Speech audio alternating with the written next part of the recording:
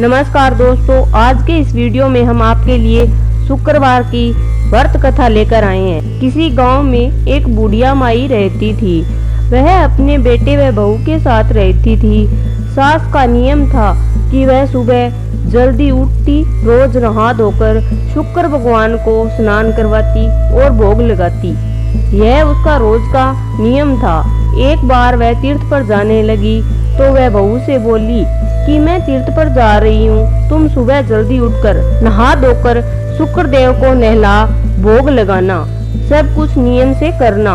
बहू बोली ठीक है। सास तीर्थ पर चली गई, परंतु बहू ना तो जल्दी उठती और ना ही शुक्रदेव का कोई पूजा पाठ समय पर करती। सभी काम देर से उठकर देर से ही करती। एक दिन जब बहू स्नान करने जा रही थी, तब शुक्रदेव की प्रतिमा बहू को देखकर हंसने लगी। बहू को बहुत बुरा लगा। कुछ देर बाद उसके घर में एक पनिहारी आई। बहू ने उससे कहा, तू शुक्रदेव की प्रतिमा अपने घर ले जा, यह मुझे देखकर हंसती है। तब पनिहारी बोली, ऐसे कैसे मैं प्रतिमा घर ले जाऊं? मेरे घर में भी बहू बेटियां हैं। अगर तुम कहो तो मैं इसे बाहर गड्ढा खोदकर दबा देती हूँ। बहू बोली ठीक है। पनिहारन ने प्रतिमा उठाई और घर के बाहर गड्ढा खोदकर दबा दी।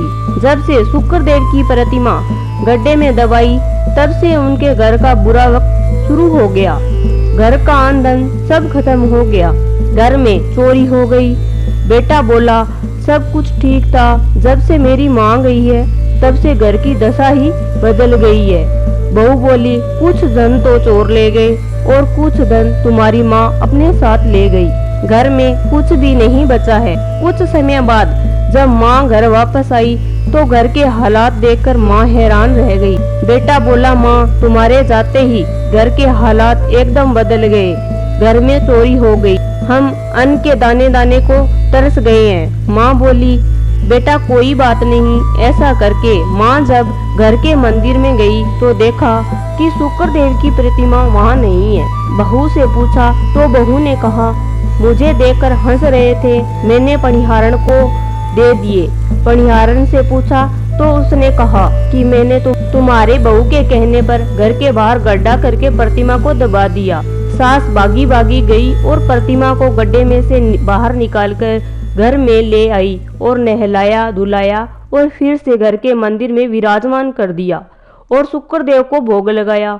धीरे धीरे घर में फिर से पहले जैसी खुशहाली हो गई। बहू बहुत ही पछताई। सास से और शुक्रदेव से अपने किए की माफी मांगने लगी और बोली, अब मैं नियम से शुक्रदेव की पूजा करूंगी। हे शुक्रदेव, जैसा बेटे बहू के साथ किया वैसा किसी के साथ मत करना और जैसा सास के साथ किया वैसा सबके साथ करना। कथा को सुनते व हुंकार भरते सब पर करना। जय शुक्रदेव।